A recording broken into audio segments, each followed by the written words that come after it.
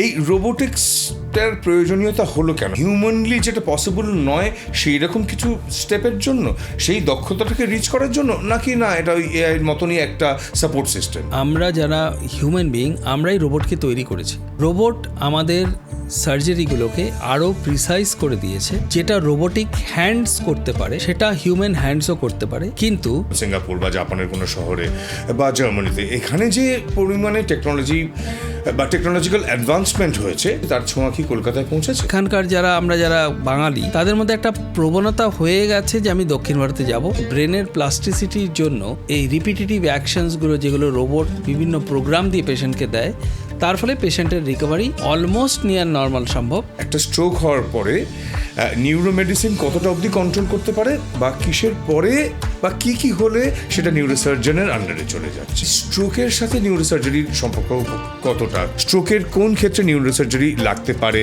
পেশেন্টের survival possibility কীরকম?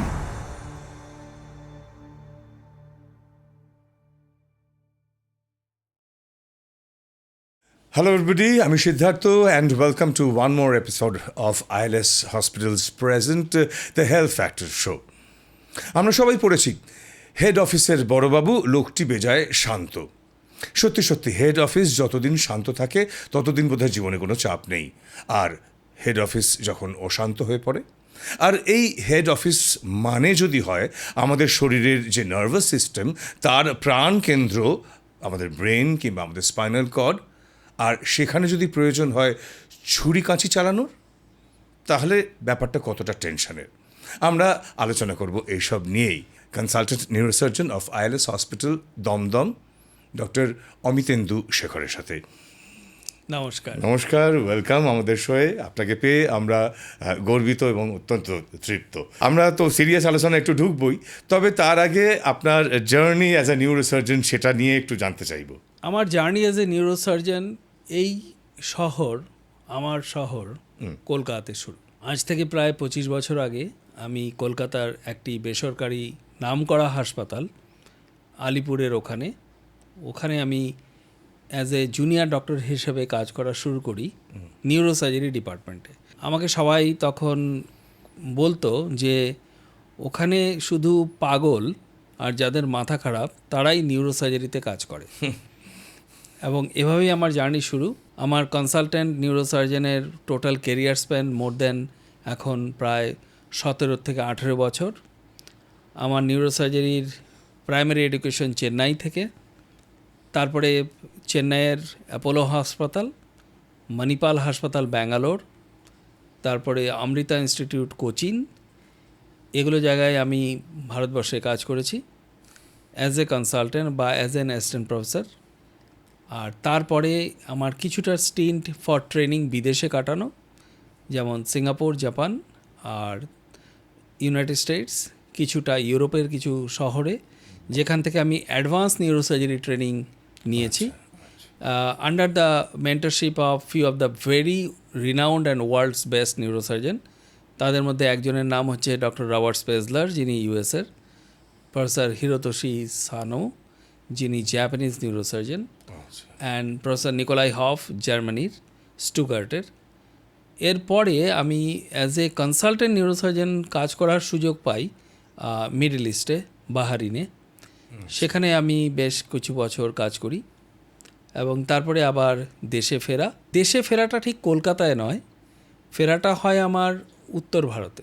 তার আগে আমি দক্ষিণ ভারতেও কিছুদিন সময় কাটাই as a consultant neurosurgeon. Manipal হাসপাতাল, যেটা এখন কলকাতায় এসছে, সেই মণিপাল হাসপাতালের সাথে দীর্ঘ 12 বছর অ্যাজ এ সিনিয়র কনসালটেন্ট হিসেবে কাজ করি বেঙ্গালুরু এবং তামিলনাড়ুতে, দুটো জায়গাতে।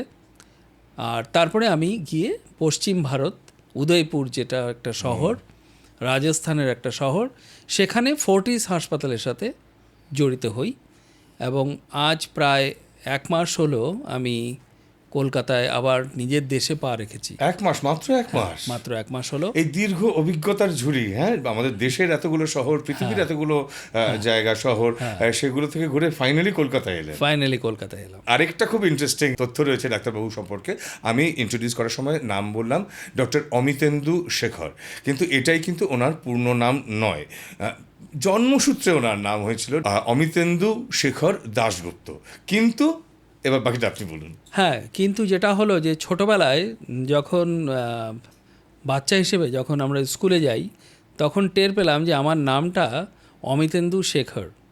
আর তখন স্কুলে আমার যারা বন্ধুবান্ধব ছিল তারা খুব খ্যাপাতো চন্দ্রশেখর চন্দ্রশেখর বলে, কেন কেউ অমিতেন্দু শেখর কেউ বলতো না।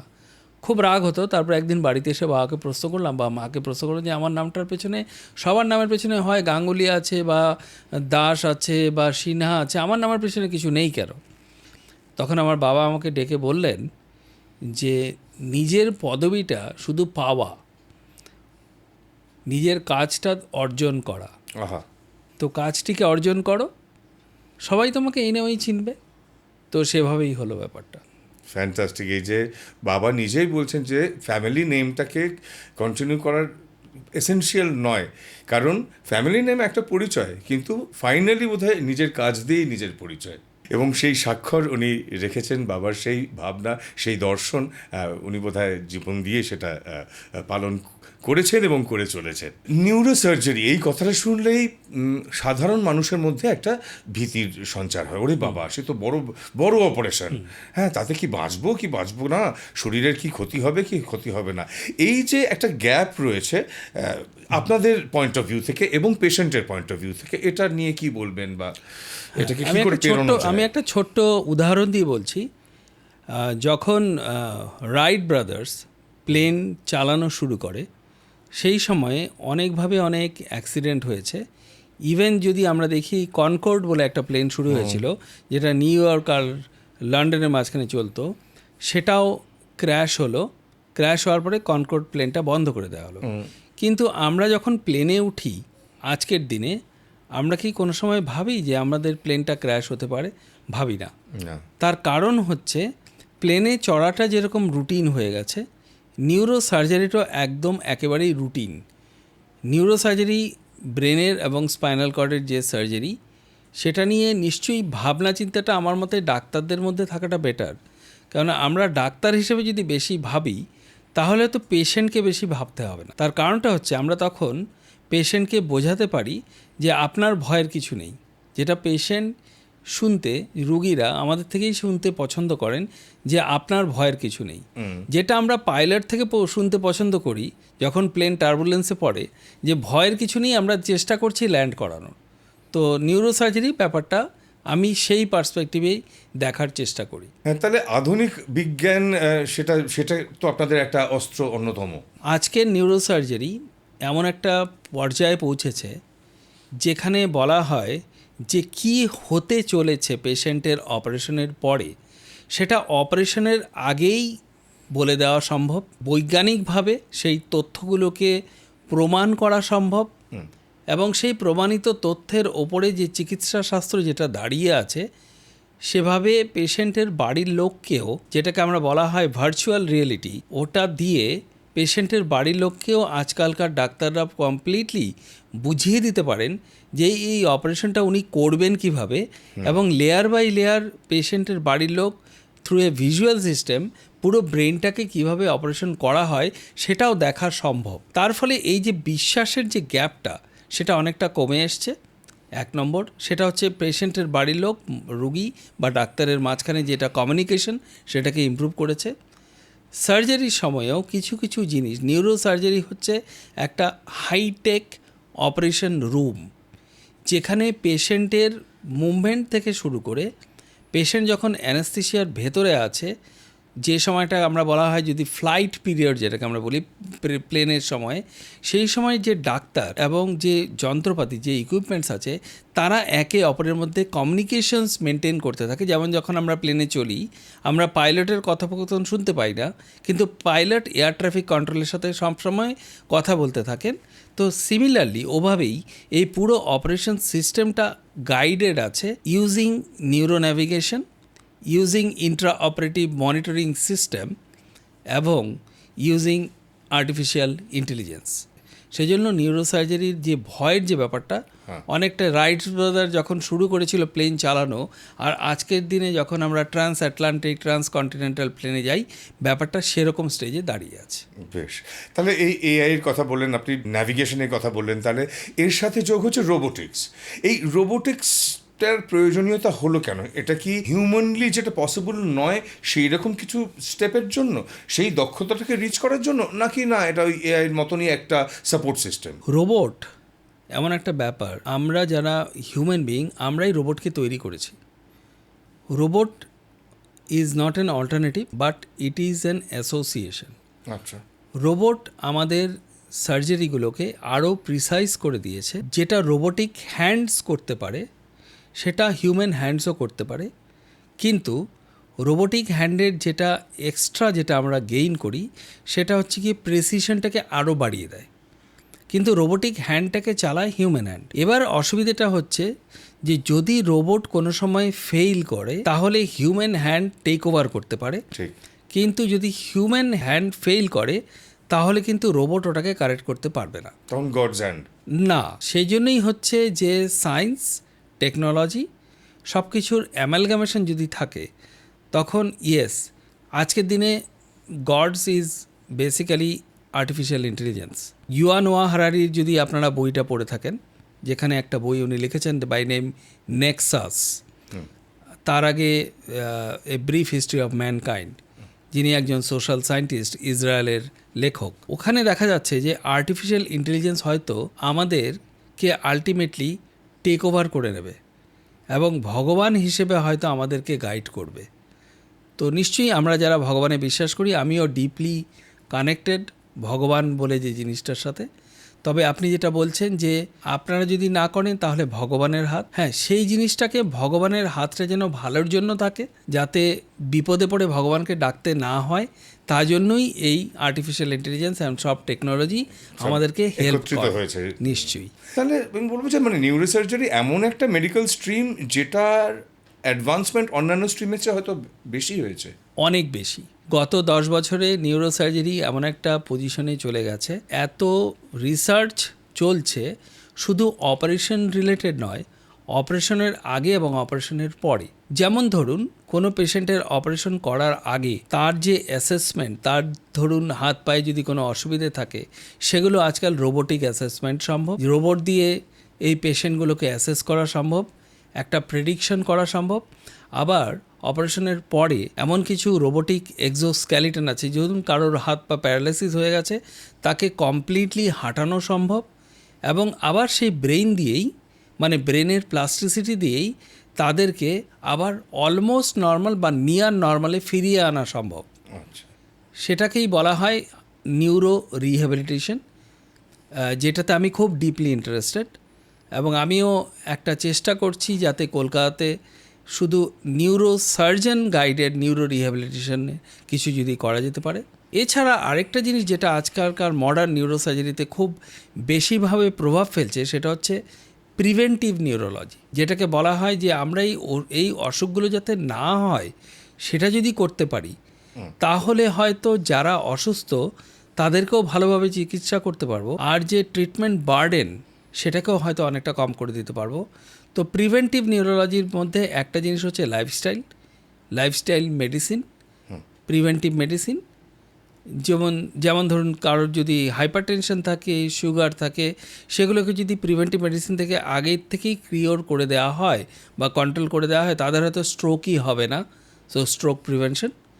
বা ধরুন যাদের ধরুন ওবেসিটি আছে, তাদেরকে যদি আমরা কন্ট্রোল করি তাহলে হয়তো ডায়াবেটিস রিলেটেড যে ব্লাড ভেসেলসগুলো ব্রেনের ভেতরে এফেক্ট হয়, সেগুলো রিলেটেড প্রবলেমসগুলোকে আমরা রিলিভ করতে পারি বা স্টপ করতে পারি। আপনি তো যে ধরনের শহরে কাজ করছেন, ধরুন সিঙ্গাপুর বা জাপানের কোনো শহরে বা জার্মানিতে, এখানে যে পরিমাণে টেকনোলজি বা টেকনোলজিক্যাল অ্যাডভান্সমেন্ট হয়েছে, সেইটা কি মানে কলকাতায় এসে পৌঁছেছে? তার ছোঁয়া কি কলকাতায় পৌঁছেছে? এটা একটা খুব দারুণ প্রশ্ন আপনি করেছেন, যেটা হচ্ছে আজকালকার কলকাতার সাথে টেকনোলজিক্যালি আমার মনে হয় না জাপান বা সিঙ্গাপুরের খুব একটা ডিফারেন্স আছে। তার কারণটাই যত বড় হাসপাতাল আছে, কেননা আজকালকার ওয়ার্ল্ড হচ্ছে is a small world and connected world, এবং আজকালকার হাসপাতালগুলো যত বড় হাসপাতালগুলো they are run with an investors from all over the world, এবং I am sure they have procured all the best equipments from all over the globe, which is very easy, কারণ ফ্রি ট্রেড প্র্যাকটিসে ইট ইজ ভেরি ইজি। এবং even ভারতবর্ষে individually make in India প্রোগ্রামেও অনেক কিছু এমন কিছু তৈরি হচ্ছে, যেমন তার একটা ছোট্ট এক্সাম্পল দিতে পারি, যেমন ন্যাভিগেশন সিস্টেম, যেটা একটা ন্যাভিগেশন সিস্টেম একটা বিদেশি কোম্পানি, ইউএসের কোম্পানি যেটা বিক্রি করে। ভারতবর্ষেও সেভাবেই সিমিলার প্যাটার্নে একটা ন্যাভিগেশন তৈরি হয়েছে, যেটা আমি বিভিন্ন হাসপাতালে ইউজ করেছি, এবং আমি ফিল করি ওটার মধ্যে আর এটার মধ্যে খুব যে আকাশ পাতাল তফাৎ কিছু নেই, এবং খুব তাড়াতাড়ি আমার মনে হয় ভারতবর্ষেই ওই ইকুইপমেন্টসগুলো ম্যানুফ্যাকচারিং হওয়া শুরু হবে, এবং তার ফলে যা gap will be minimum. Bharatvarsha বুঝলাম, মানে কলকাতা মানুষের একটা প্রবণতা রয়েছে দক্ষিণ ভারতে ছুটে যাওয়া চিকিৎসার জন্য।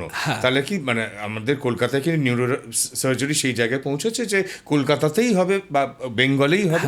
এবার কথা হচ্ছে যে নিউরো সার্জারি যে ব্যাপারটা, সেটা অনেকটা নিউরো সার্জন ডিপেন্ডেন্ট। মানে আমি যদি বলি আমি দক্ষিণ ভারত থেকে প্লেনে উঠবো, কিন্তু আমি কলকাতা থেকে প্লেনে উঠবো না, সেই ব্যাপারটা ঠিক সেরকম। ইন্ডিগোর ফ্লাইট যদি চেন্নাই থেকে ছাড়ে আর কলকাতা থেকে ছাড়ছে, একই ফ্লাইটই ছাড়ছে, যে পাইলট চালাচ্ছে সেও কলকাতারই পাইলট, হয়তো চেন্নাইয়ের ফ্লাইট চালাচ্ছে।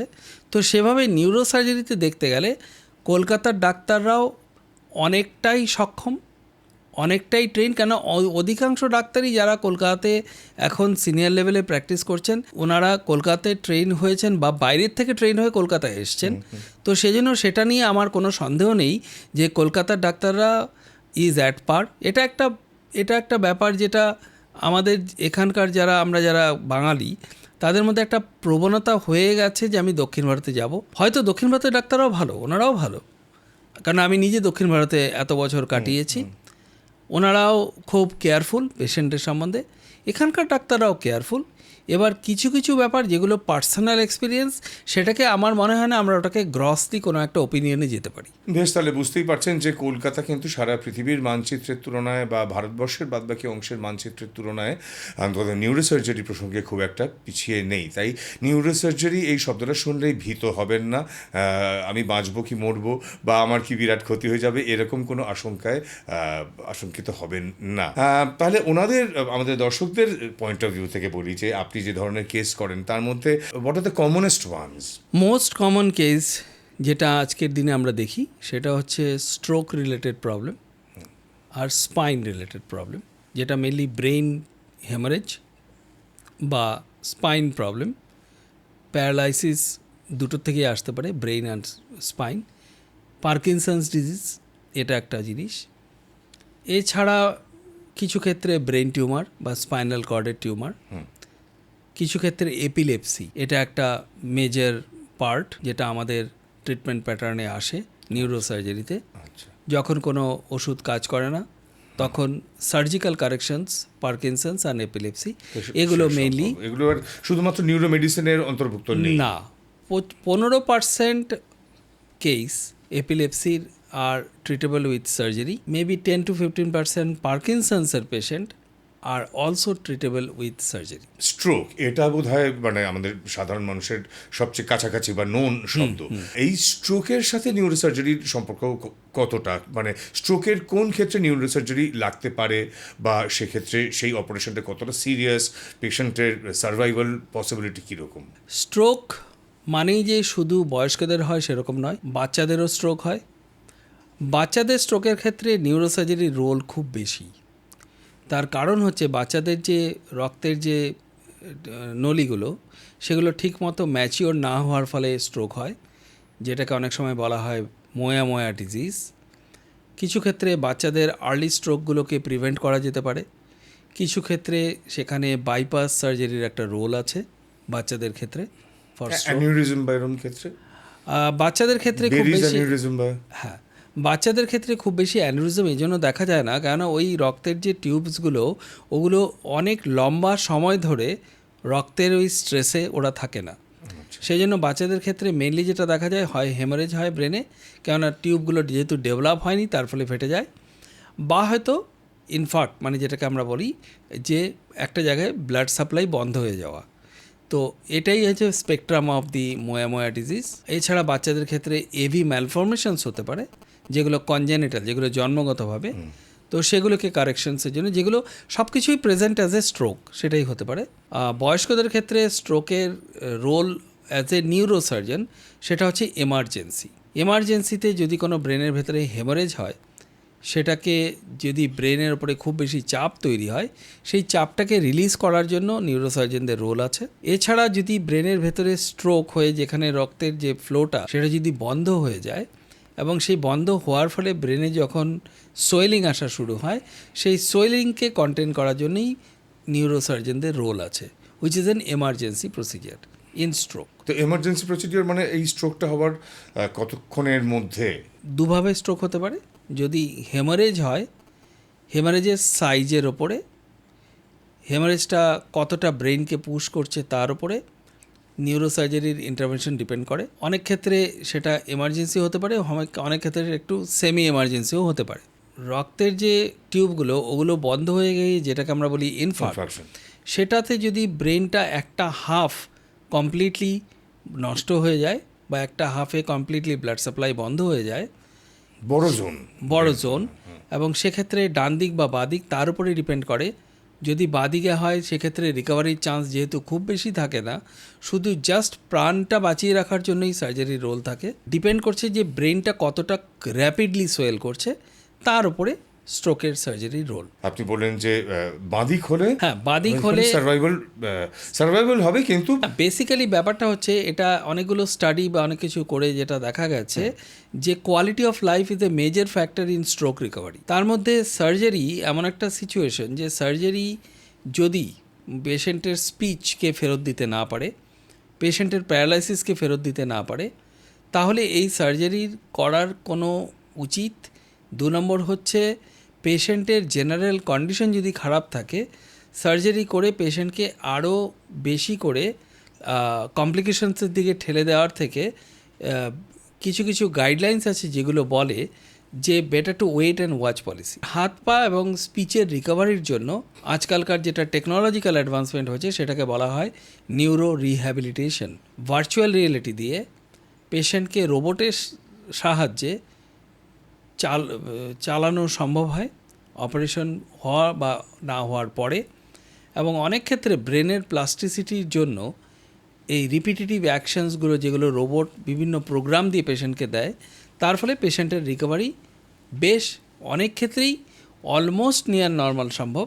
কিছু কিছু ক্ষেত্রে নিয়ার নর্মাল না হলেও যে কমপ্লিট ডিসেবল থেকে পার্শিয়াল ডিসেবল স্টেটে পেশেন্ট যেতে পারে। তাহলে সাধারণ মানুষ যদি জানতে চায় যে একটা স্ট্রোক হওয়ার পরে নিউরোমেডিসিন কতটা অবধি কন্ট্রোল করতে পারে, বা কিসের পরে বা কি হলে সেটা নিউরোসার্জনের আন্ডারে চলে যাচ্ছে? স্ট্রোকের মেজরিটি ট্রিটমেন্ট নিউরোমেডিসিনের আন্ডারেই হয় যথারীতি, প্রচলিতভাবে সেটাই হচ্ছে।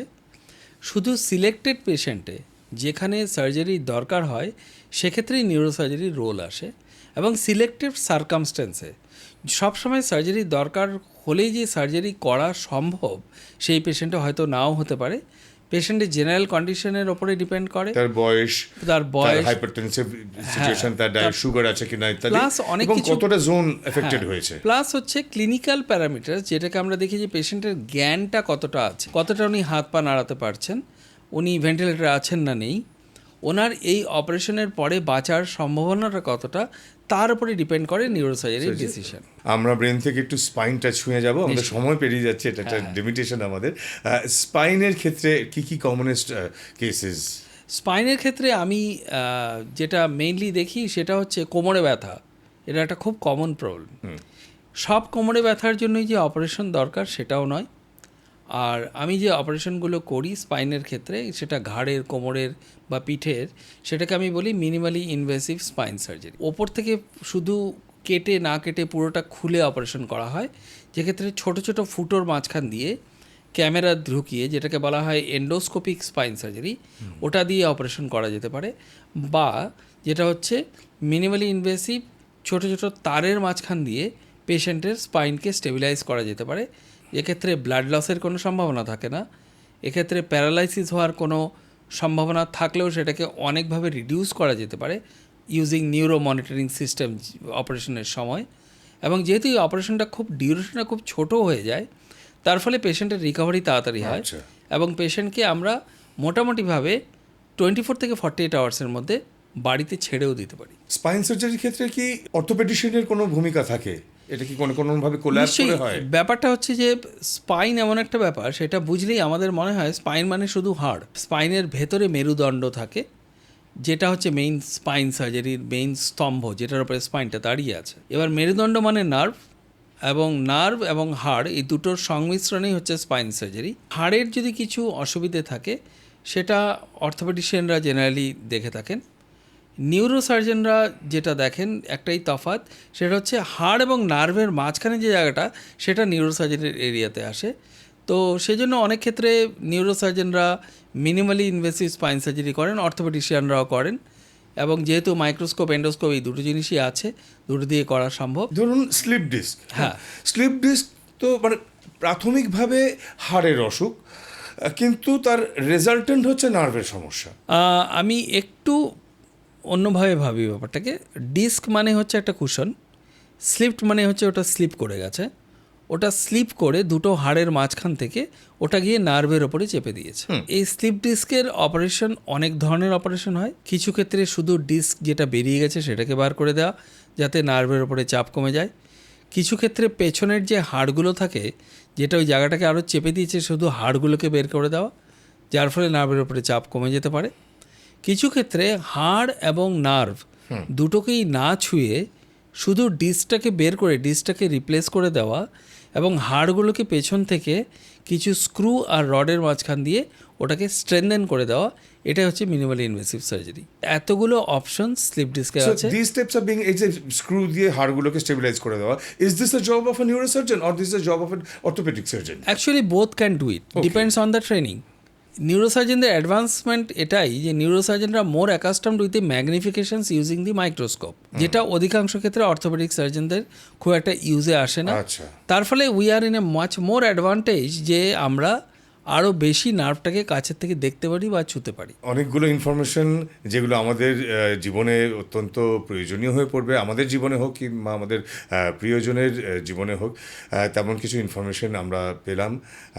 ডক্টর শেখরকে আমাদের তরফ থেকে অনেক অনেক ধন্যবাদ। নমস্কার। Thank you so very much.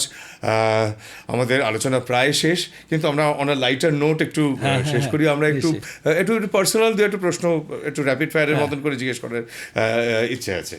নিশ্চয়ই। অপারেশন থিয়েটারে ঢোকার আগে কোনো লাকি রিচুয়াল আছে? নিশ্চয়ই আছে। প্রথম লাকি রিচুয়াল হচ্ছে ভাবা যে আজকে যেন বিপদে না পড়ি।